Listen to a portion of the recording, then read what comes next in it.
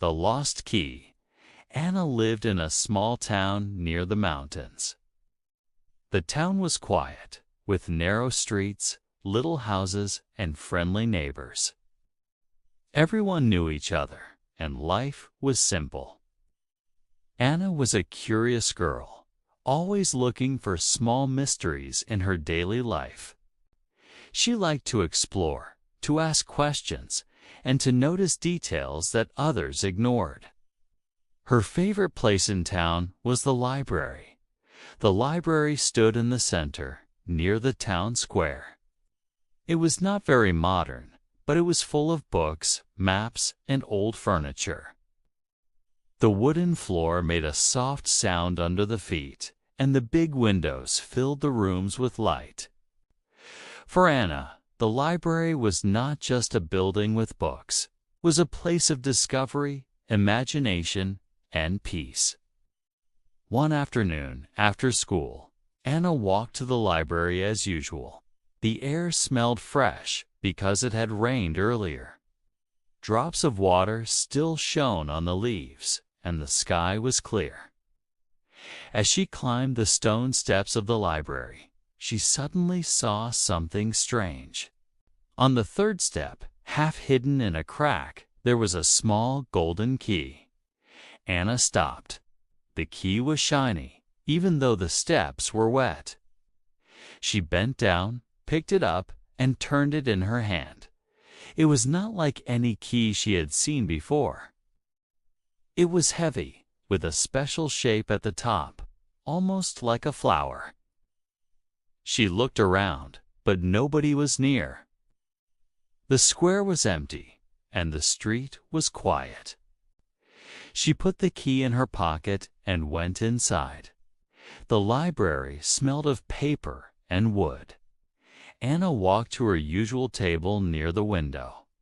She put down her bag and took out the key again. The sunlight made it sparkle. She wondered about it. Who had lost it? What did it open? Why was it on the steps? She could not stop thinking. Anna opened her notebook. Instead of studying, she wrote her ideas about the key. Maybe it opened a treasure box? Maybe it belonged to an old man who had lived in the town long ago. Or maybe it opened a secret door inside the library. The last idea made her feel excited. She decided to look around. She walked slowly, passing the tall shelves and small study rooms. She checked every door she could find, but all were open. The children's corner, the computer room, the reading room, even the office of the librarian, all unlocked. Then Anna noticed a hallway she usually ignored. It was narrow, darker than the rest, and at the very end there was a wooden door. She had never gone there before. She stepped closer. The door looked old, with marks of age and time. And in the middle there was a small lock. Her heart beat faster. She took the golden key and tried it. The key fit perfectly. With one soft turn, the lock opened. The door moved slowly and made a low sound. Anna pushed it open and stepped inside. The room was dark and dusty. A small window let in some light, showing boxes piled high and shelves full of folders. The air smelled old, as if nobody had entered for many years. Anna stood still for a moment, her eyes wide. Then she walked inside carefully. On the first shelf, she saw a row of notebooks. Their covers were brown with age. She opened one and saw neat handwriting. It was a record of library visitors from many years ago. She read names of people she had never heard of. Some had borrowed books in 1965, others in 1972. She felt as if she had traveled back in time. She moved to the boxes on the floor. Inside the first box were letters tied with string. They were written with ink on yellow paper. She could not understand everything, but she recognized some words: deer, mountain, festival, music. The letters were messages between families who once lived in the town. Another box was full of photographs. They were black and white, showing people standing in front of the library. Some photos showed children playing, others showed serious men and women in long coats. In one picture, the library itself looked smaller, with only 2 windows. Anna realized she was holding a piece of history in her hands. At the back of the room, she saw a large leather book. It was heavy and the cover was cracked. She opened it carefully. The book told the story of the library. It described how it was built, how the first books were collected, and how people gathered for events. Anna read about concerts, speeches, and town meetings.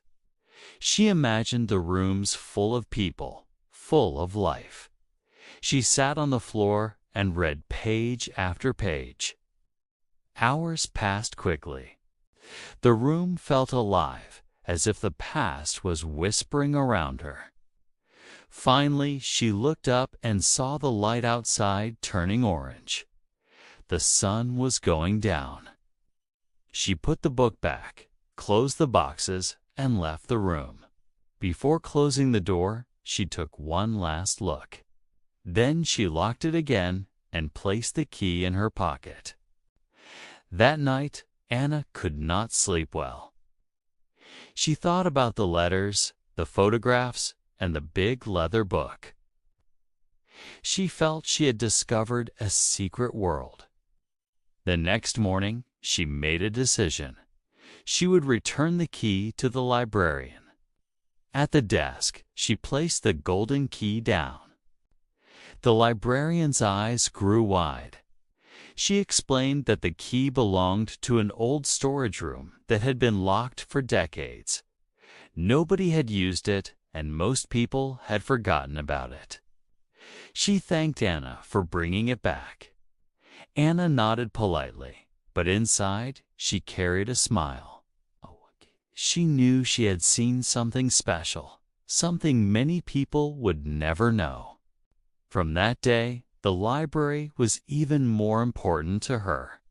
Every time she passed the locked door, she remembered the dusty boxes, the old letters, and the photographs of people long gone. She felt connected to the town's past. The golden key had opened more than a door. It had opened her imagination. Anna learned that even small things could lead to big adventures.